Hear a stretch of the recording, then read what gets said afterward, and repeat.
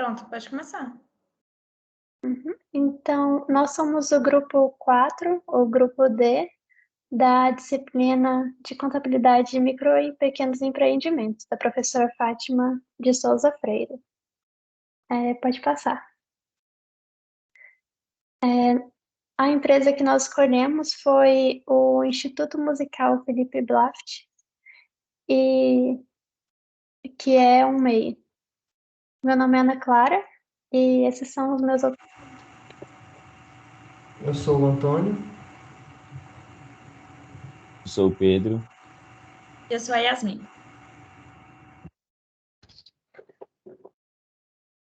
Aí pode passar. Plano de apresentação. Ele é dividido em, primeiramente, os objetivos, o objetivo geral e específico, a introdução, o referencial teórico, a metodologia, a análise de resultados e as considerações finais. Resumo. O objetivo geral seria analisar a atividade empresarial de uma organização que atua informalmente e criar a hipótese da atuação formal, mas com economia de tributos. O objetivo específico seria verificar aspectos gerenciais, como detalhes do custo, cálculo do ponto de equilíbrio, mercap, margem de lucro, prolabore, detalhes do IRPF e do MEI, do IRPF do MEI e a formação do preço de venda.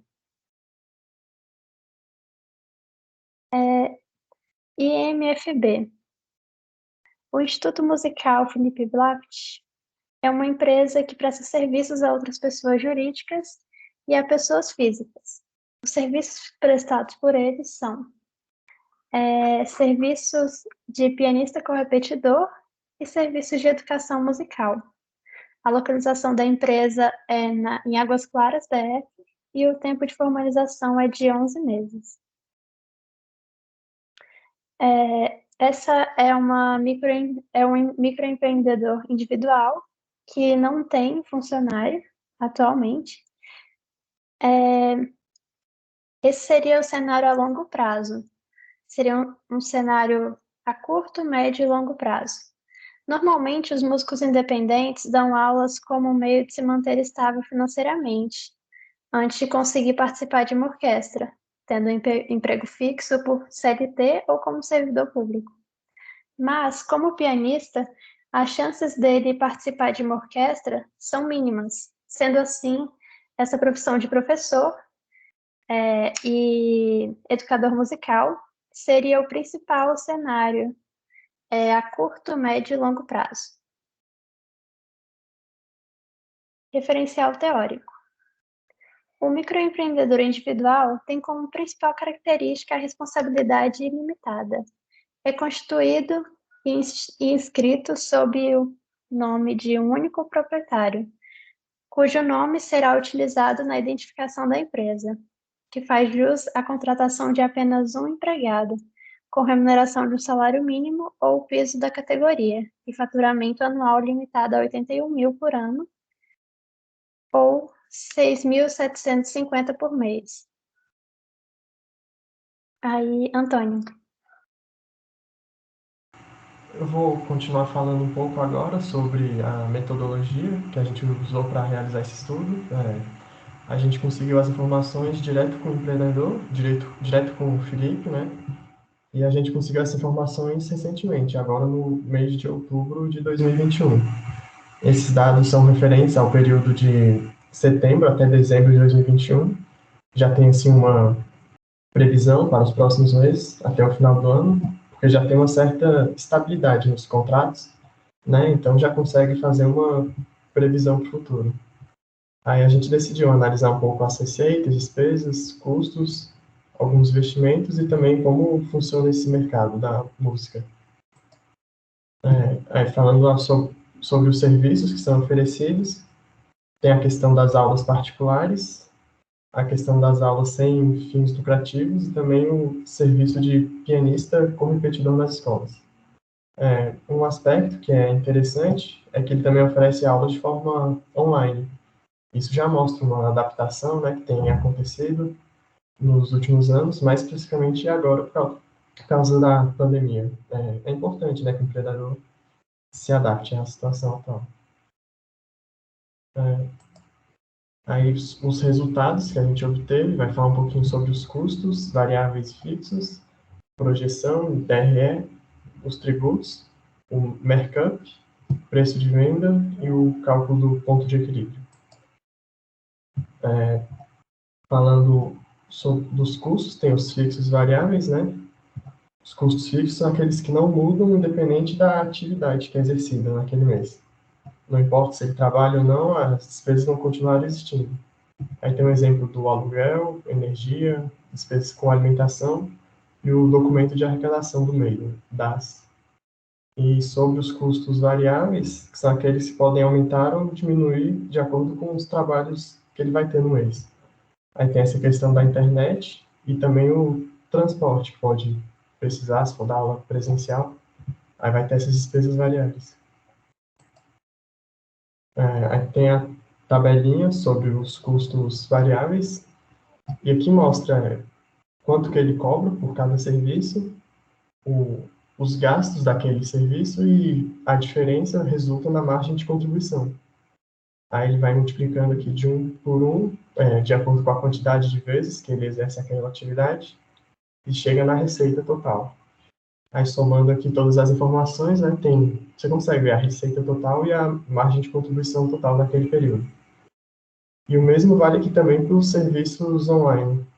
Você tem o custo do serviço, o preço que ele cobra, e chega na margem de contribuição e a receita total.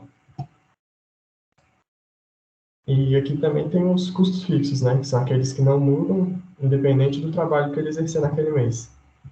Tem a questão das despesas de luz, de aluguel, condomínio, alimentação e o DAS, que é o documento de arrecadação do MEI, que também é cobrado todo mês essa contribuição. Aí resulta aqui nos custos fixos totais.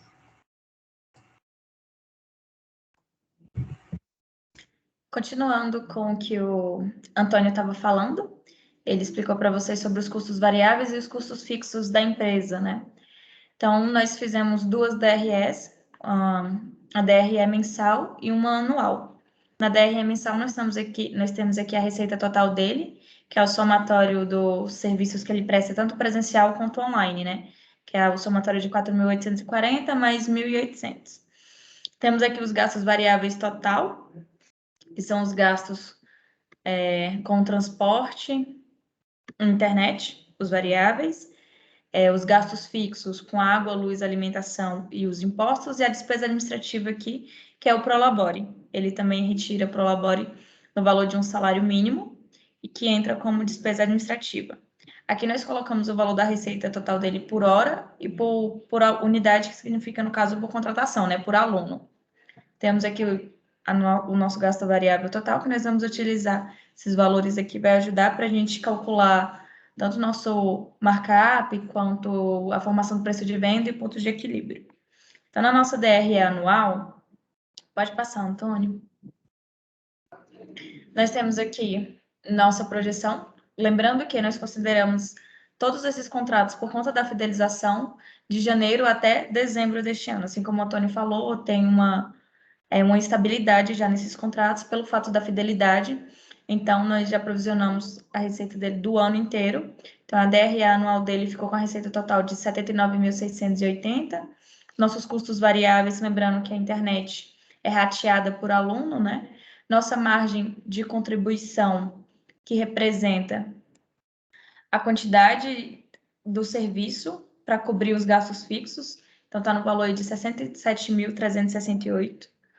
Nossos gastos fixos no valor de 27.612, as despesas administrativas, que é somente o Prolabore, nosso lucro antes dos impostos. Eu vou explicar agora sobre a tributação, e aí vou entrar nesses 32% do lucro isento que está aí.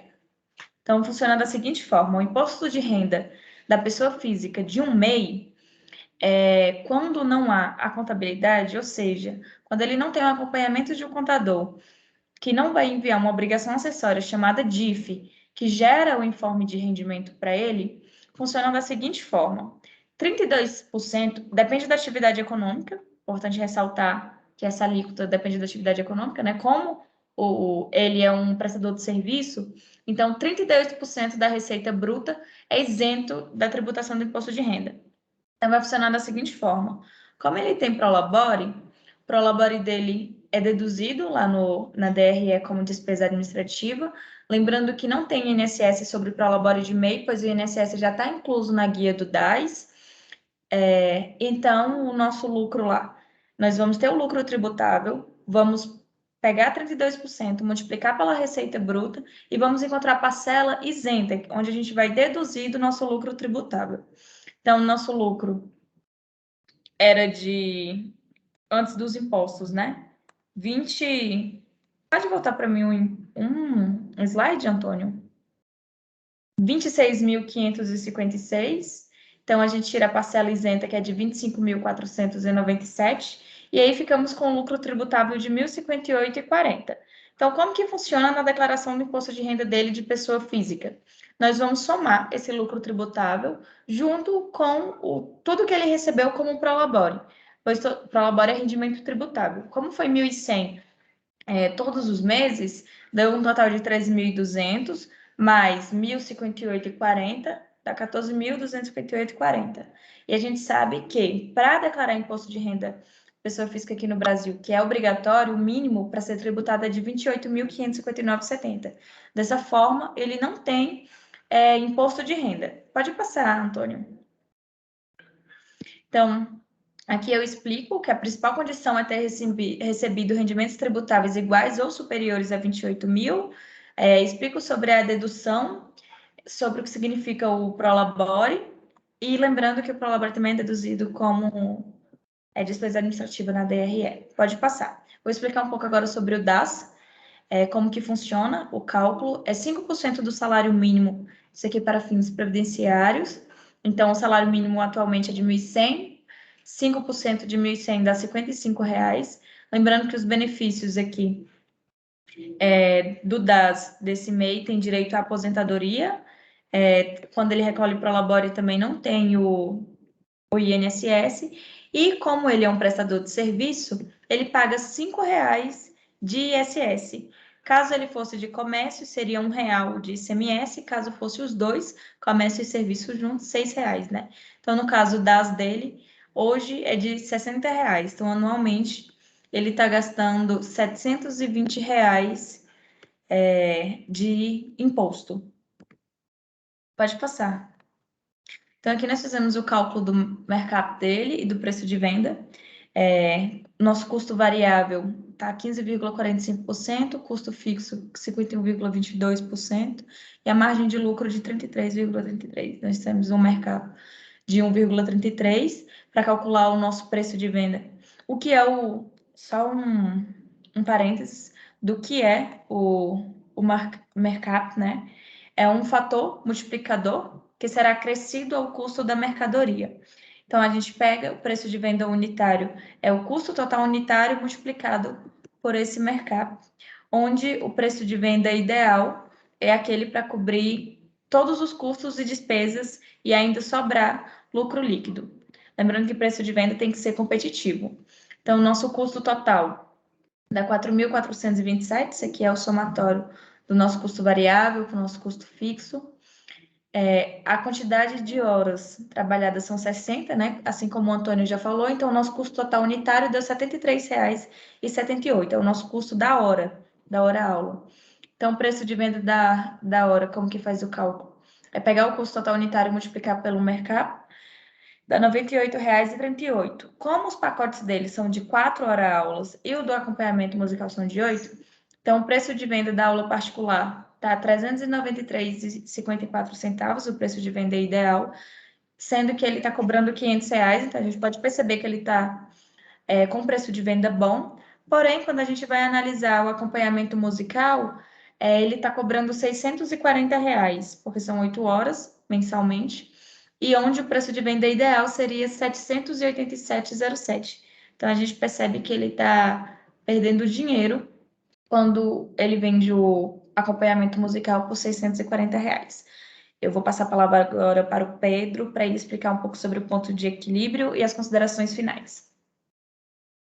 Bom, eu vou falar um pouco sobre o ponto de equilíbrio, como a Yasmin falou. E quando a gente pega a receita total e a gente observa os custos variáveis e os custos fixos, a gente consegue ver uma tendência do que é uma tendência de mercado para a área de serviços. Por quê? Porque a gente percebe que os custos variáveis da empresa não são tão altos. Quando a gente pega aqui, é, os custos variáveis representam apenas, tem uma parcela de apenas 15% sobre a receita total. Porém, os custos fixos têm uma parcela de 51%. O que que isso quer dizer? Que o que onera mais a sua margem de contribuição, vamos dizer assim, o seu lucro, seria os custos fixos. Então, isso possibilita ele tem uma margem de lucro maior sobre os custos fixos, porém uma oneração maior de custos variáveis. O que que isso possibilita? Que ele tem uma possibilidade de aumento da oferta. O que que seria isso? Como ele trabalha sozinho, ele contratando um funcionário, ele poderia ter mais oferta de serviços, poderia fechar mais pacotes e com isso poderia aumentar a sua receita. Como os custos variáveis são menores, tem uma porcentagem menor, diminuiria menos a sua margem de contribuição e, os custos fixos teriam uma participação maior sobre a margem de contribuição. Então, isso seria bom. A gente percebe que, dessa maneira, o ponto de equilíbrio seria 2.721,52. Por quê? Sendo que disso aqui, apenas R$ 1.000 que é dedutível de custo variável. Então, isso é uma tendência da área de serviços, porque os custos variáveis não são tão altos, porém os custos fixos são muito altos. Então, a gente percebe que ele pode expandir mais seu negócio, e uma saída seria a contratação do funcionário. A contratação do funcionário no MEI teria os encargos tanto do INSS como do FGTS. Porém, a gente percebe que ele contratando esse funcionário aumentaria um pouco os custos fixos, porém ele possibilitaria ele aumentar muito a receita variável e ter uma margem e um ponto de equilíbrio e um lucro bom, maior do que já é.